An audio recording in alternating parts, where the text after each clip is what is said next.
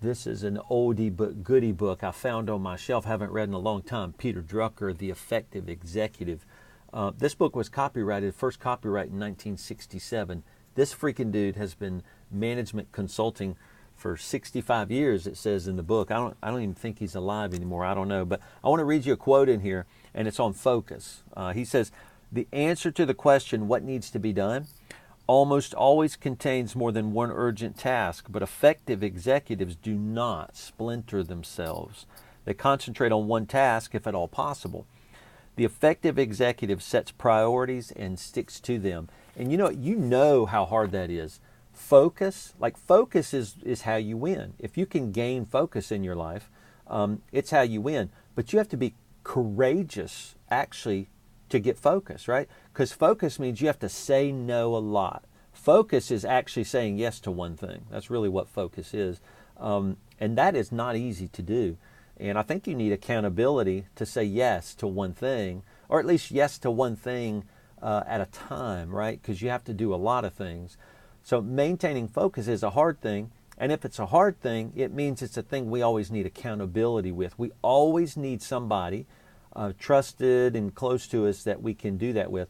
The community groups are a place where you can learn and gain focus. Here's another quote in the book that he says about the courage of managing your time, which is what gives you focus. He says, concentration, then he defines concentration. He says, concentration, that is the courage to impose on time and events his own decision as to what really matters and comes first, is the executive's only hope of becoming the master of time and events instead of their whipping boy. So courage to impose on time and events his own decision. That is amazing. So maintaining time, maintaining focus, maintaining a calendar, just basic things like that, takes courage, right? So what Julie and I try to do is we plan our calendar out a whole year in advance. You guys know that. We have a whole methodology we teach in the Future Firm groups and things like that. And we call it strategic calendar work blocking. It's so valuable. We have our team do it. Our team has to do it too. Theirs is not really strategic. It's just calendar work blocking.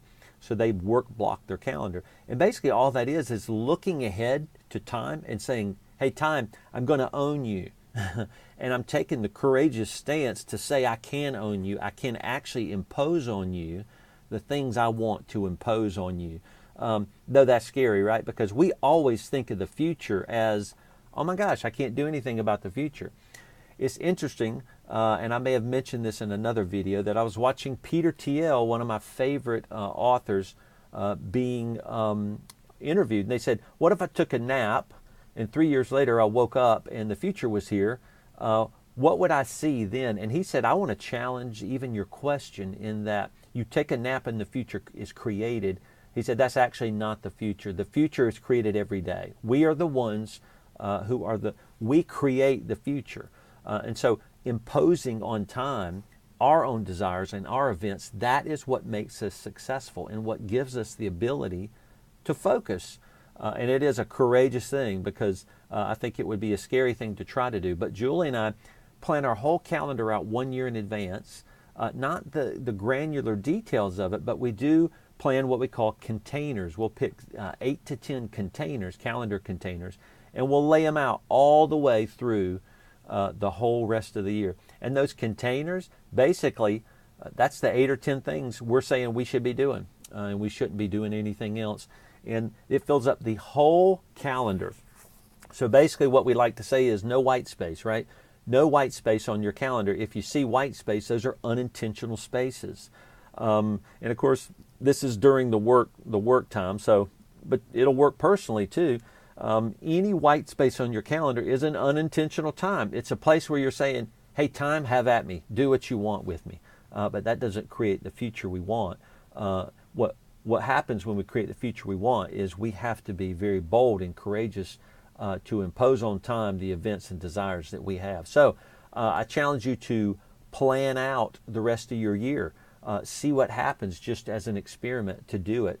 Have that courage. And you know what? It's okay if you fail, right? Because you're going to be in groups of people that are going to challenge you to grow and get better. So I hope that helps on these quotes on, having the courage to impose on time, your life and events and the things that you want to happen is pretty amazing. So hope you have a great year in 2019, and I hope that helps. We'll see you.